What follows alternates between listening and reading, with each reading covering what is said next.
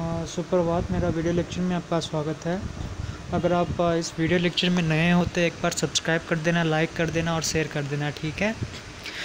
पिछला वीडियो था national bamboo policies के बारे में, और इस वीडियो में हम पढ़ने जा रहे हैं रिजिड कॉन्स्टिट्यूशन क्या है, फ्लेक्सिबल कॉन्स्टिट्यूशन क्या है। Rigid constitution and flexible constitution क्या है, इसके बारे में डिस्कस करेंगे, ठीक है। Will be discussing about rigid constitution as well as flexible constitution. इन दोनों में अंतर क्या है, rigid constitution and flexible constitution का डिफरेंस क्या है वो इसमें पढ़ेंगे। उससे पहले मैं अपना क्वेश्चन डिस्कस कर लेता हूँ आपके साथ। Which of the following statement can not be the correct explanation of rigid constitution.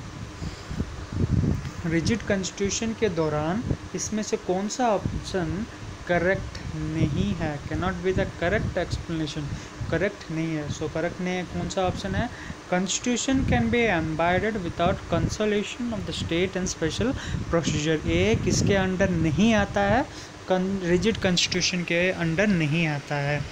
क्यों नहीं आता है वो सारा हम इन डिटेल आपको इस वीडियो लेक्चर में दिलवाएंगे, ठीक है। We will be discussing about each and every topic in detail. So why a option is not correct, it comes under flexible constitution, it doesn't comes under rigid constitution. So constitution can be amended by majority of the state. Here state also plays a role in embodying the constitution and not the central government alone can embody the constitution। इसका मतलब यही है कि state as well as central का योगदान रहता है, इसीलिए ऑप्शन करेक्ट नहीं है। वाई सेकेंड ऑप्शन क्यों करेक्ट है, constitution can be embodied without consultation of the state by special procedure। this allows the constitution to be embodied like ordinary law by majority or by simple majority। so option B is correct। why it is correct, because it doesn't comes under rigid constitution। Similarly Switzerland, Ireland, Australia follow this procedure for embodying the constitution। इसका procedure कौन कौन follow करता है, Switzerland, Ireland और Australia. Important है, note कीजिए कौन कौन सा कंट्री जो कि रिजिड कॉन्स्टिट्यूशन फॉलो करता है वही इसमें दिया गया है। अगर देखें तो रिजिड कॉन्स्टिट्यूशन के बारे में, रिजिड कॉन्स्टिट्यूशन क्या है, are those which acquires a special procedure for amendment. The constitution of USA, Australia, Switzerland are the best example of rigid constitution. So rigid constitution कौन कौन सा कंट्री फॉलो करता है, Australia, Switzerland as well as USA, ठीक है। उसके बाद मैं और एक पॉइंट आपको नोट करना चाहता हूँ। The rigid constitution in the above ordinary law can be changed by the procedure which is different from the procedure of the ordinary law।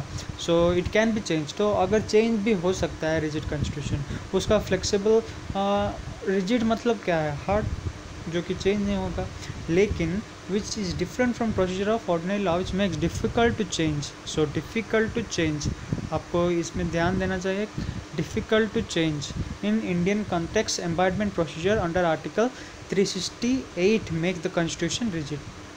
so article 368 के अनुसार इंडियन कॉन्स्टिट्यूशन एक रिजिड कॉन्स्टिट्यूशन है जो कि rigid means एम्बॉडमेंट नहीं change कर सकता है। वही इसमें दिया गया है। ब्रिटिश गवर्नमेंट जो कि under British government under American constitution, उसमें क्या क्या रिजिड कॉन्स्टिट्यूशन कैसे लिखते हैं वो सारा इसमें दिया गया है। उसका मेरिट्स क्या क्या है, fundamental merits we can discuss about. Rigid constitution poses the equality of stability, एक है। उसके बाद है rigid constitution safeguard the legislative consolation, और एक है। Rigid constitution safeguard the fundamental rights. Rigid constitution protect the right of minority, very good। Rigid constitution is a free and damage of temporary popular passion, that's why it is called one of the merit। Feudal setup government essential needs rigid constitution for the safety of the rights and the unit as well as for the strength and integration of the federation। Under rigid constitution unit of federation feel secure। वो सारा क्या है, merits है। किसका merits है, constitution का merits है rigid constitution. हम डिस्कस करेंगे डीमेरिट्स क्या क्या है। Sometime changes the constitution becomes invalid but rigid constitution can not B embodied easily, वो एक डीमेरिट है, मीन्स चेंज नहीं कर सकते हैं। अगर वही थोड़ा कुछ डिमेरिट्स है, लेकिन हम इस टेबल में आप देख सकते हो difference between flexible constitution and rigid constitution क्या है। क्या क्या है? Written constitution is found in legal document duly enacted in the form of law, it can be changed or it can not be change. सो इसको कैसे formulate और prolonged कब हुआ है? 26 जनवरी 1950 में हुआ है फ्लेक्सिबल कॉन्स्टिट्यूशन, जिसको हम फॉर्मुलेट करके चेंज भी कर सकते हैं।